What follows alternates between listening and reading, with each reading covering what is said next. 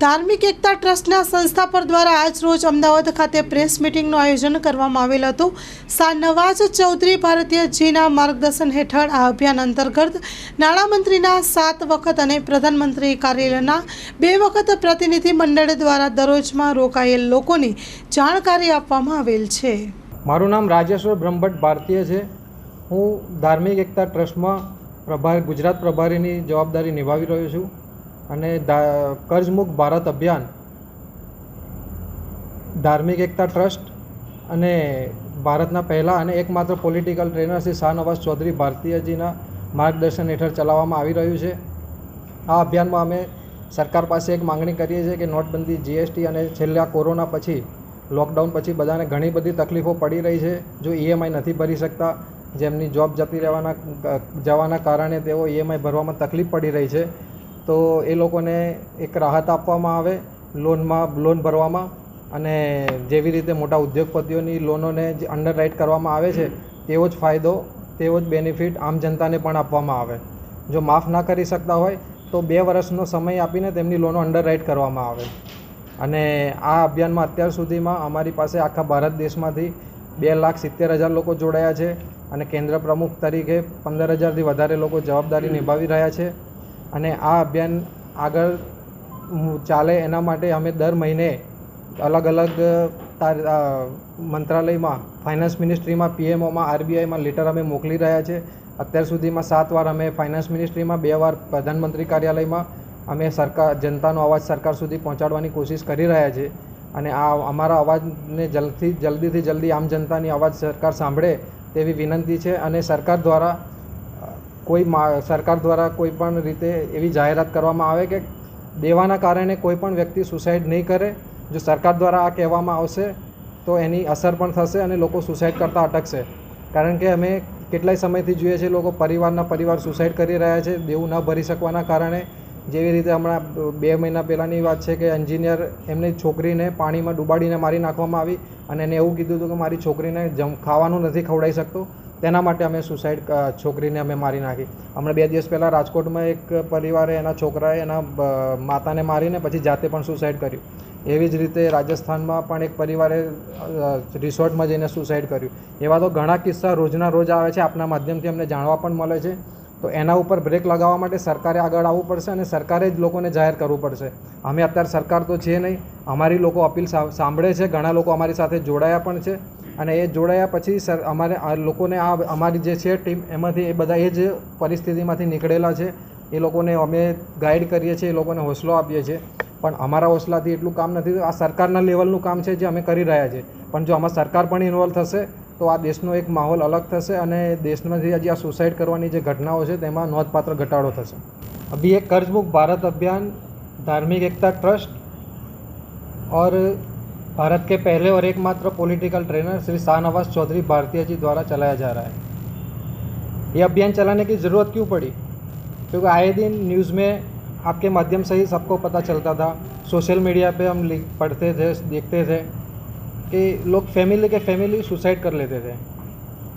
उनको फाइनेंस कंपनियां इतना परेशान टॉर्चर करती है रिकवरी एजेंट कि वो सुसाइड करने पे मजबूर हो जाते थे। जून 2022 में 22 के अंत में एक न्यूज़ आया, महाराष्ट्र में पूरे फैमिली ने एक साथ में 9 लोगों ने सुसाइड कमिट कर दिया था। तब हमारे गुरुजी, हमारे सर श्री शाहनवाज चौधरी भारतीय जी ने वो न्यूज़ देखी और उनका मतलब क्या बोलते हैं, अभी बोलने में भी हमको वो हो रहा है, तो उन्होंने तुरंत फेसबुक पे आए और उन्हें तुरंत बताया कि भाई कोई कर्जे के कारण सुसाइड नहीं करेगा, क्योंकि कर्जा लिया है तो उसको चुकाने के अभी समय ख़राब है, नहीं चुका पा रहे तो उसमें उनकी कोई गलती नहीं है। और उन्होंने साथ ही में उनकी जो पॉलिटिकल ट्रेनिंग के साथ में वो एक कर्जे से बाहर निकलने की ट्रेनिंग थी, उन्होंने बिल्कुल फ्री कर दी जनता के लिए। और ये अभियान चल रहा है तब से हमारे पास अभी तक जुलाई 2022 से अभियान चल रहा है, तब से अभी तक हज़ारों लोग, लाखों लोग ये अभियान से जुड़ चुके हैं। करीब गुजरात में देखने जाए तो 13,000 से ज़्यादा लोग ये अभियान से जुड़ चुके हैं और केंद्र प्रमुख के तौर पे 500 से ज़्यादा लोग कार्यरत हैं। और पूरे हिंदुस्तान में देखने जाए भारत में तो करीब 2,70,000 का आंकड़ा तो आज की तारीख में है, उतने लोगों ने हमारे साथ जुड़ चुके हैं। तो हमारी सरकार से एक ही मांग है कि वो जनता को आके बोल दे एक बार कि कर्जे के कारण कोई सुसाइड नहीं करेगा और सरकार जल्द से जल्द इन लोगों का कर्जा माफ़ करे, और अगर माफ़ नहीं कर सकती तो जल्द से जल्द उन लोगों को 2 साल की राहत दे दी जाए और उसमें कोई भी पेनल्टी और इंटरेस्ट ना लगाया जाए। क्योंकि अभी देखने जाए तो जो प्राइवेट फाइनेंस वाली कंपनियां हैं उनके रिकवरी एजेंट इतने टॉर्चर कर रहे हैं कि लोगों को सुसाइड करने पे मजबूर कर देते हैं।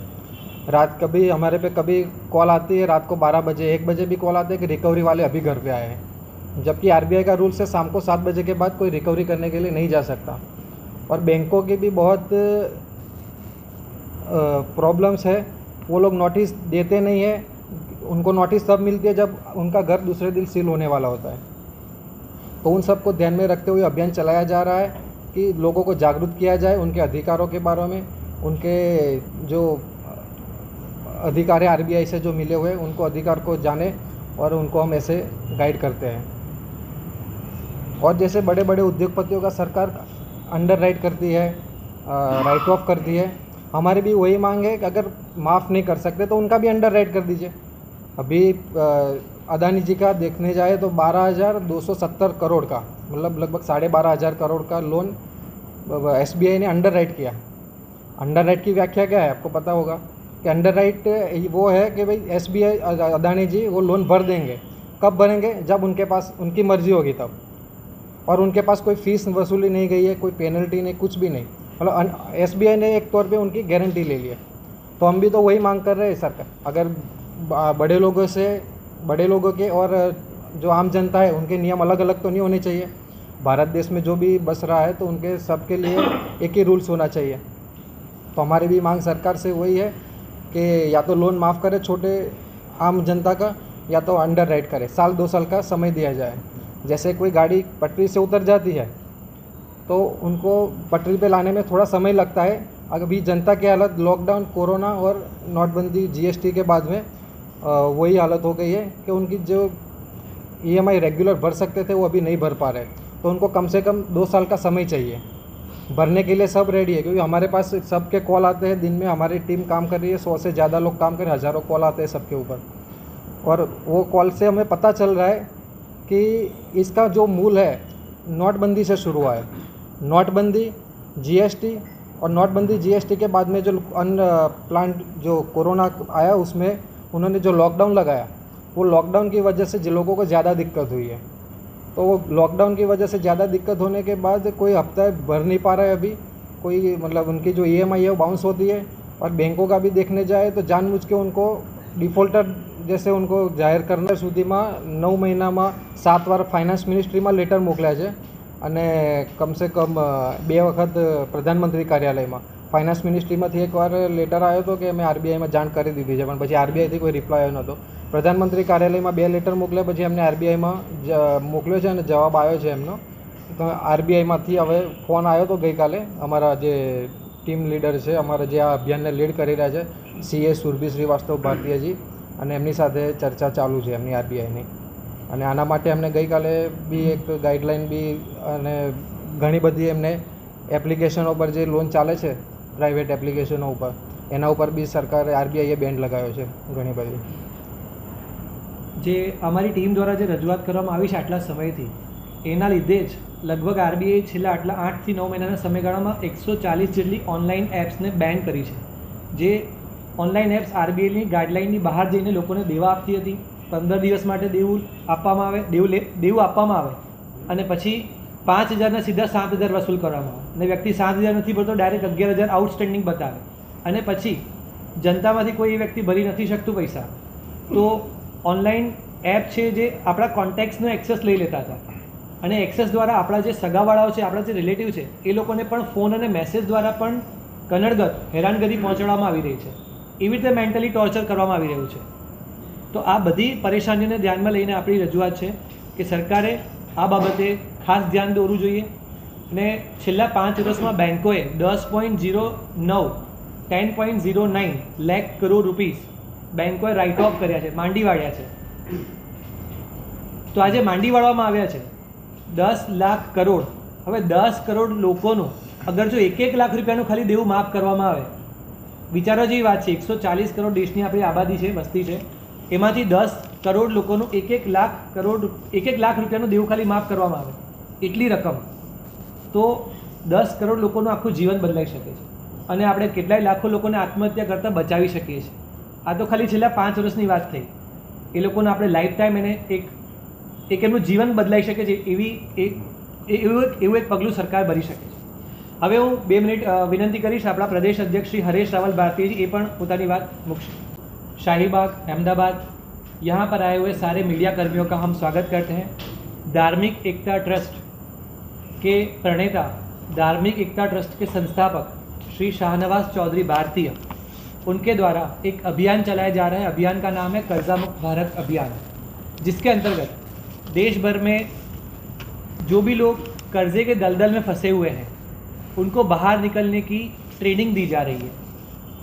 और उसके साथ साथ फाइनेंस सेक्टर द्वारा, बैंकों द्वारा, NBFC या रिकवरी एजेंटों द्वारा जो जनता को परेशानी खड़ी की जा रही है, हालात ऐसे पैदा किए जा रहे हैं कि लोगों को, जनता को आत्महत्या करने पर मजबूर किया जा रहा है. तो उसको रोकने के लिए हम लोगों को साथ में जोड़ रहे हैं और उनकी जानकारी लेके हम वित्त मंत्रालय और प्रधानमंत्री कार्यालय तक बात उनकी पहुंचा रहे हैं. और ये भी बता रहे हैं, सरकार से एक मांग कर रहे हैं कि सरकार डिक्लेयर करे, सरकार एक अनाउंसमेंट करे कि किसी को भी, जनता में से किसी को भी आत्महत्या करने की ज़रूरत नहीं है. अगर वो कर्जे के दलदल में फंसे हुए हैं तो सरकार उनके लिए निश्चित ही कुछ कदम उठाएगी. ऐसा आश्वासन सबसे पहले सरकार की ओर से आना चाहिए. मैं नीतेश गंगारामणी भारतीय, प्रदेश प्रभारी के रूप में इस अभियान में जुड़ा हुआ हूँ. मेरे साथ हैं श्री राजेश्वर ब्रह्मभट्ट भारतीय, वो भी प्रदेश प्रभारी के तौर पर अपनी सेवाएं दे रहे हैं. और हमारे साथ हैं प्रदेश अध्यक्ष श्री हरेश रावल भारतीय जी. अभी श्री राजेश्वर ब्रह्मभट्ट भारतीय इसकी ज़्यादा जानकारी देंगे. માટે સૌ પધારેલા પત્રકાર મિત્રોને ખૂબ ખૂબ ધન્યવાદ. અમે જે પ્રમાણે મહેનત કરી રહ્યા છીએ તો આપ દેશને પત્રકાર એટલે ચોથો સ્તંભ કહેવાય. આપણા સપોર્ટ વગર કંઈ થવાનું નથી. જે રીતે અમે કામ કરી રહ્યા છીએ એ રીતે આપ પત્રકાર મિત્રો પણ જે રીતે અમને સાથ સહકાર આપશો અને નિઃશુલ્ક કર્જા મુક્તિ કેન્દ્ર માટે જન જન સુધી આપ અમારી વાત પહોંચાડશો એવી પત્રકાર મિત્રોને હું ખૂબ ખૂબ નમ્ર અપીલ કરું છું. જય હિન્દ, જય ભારત.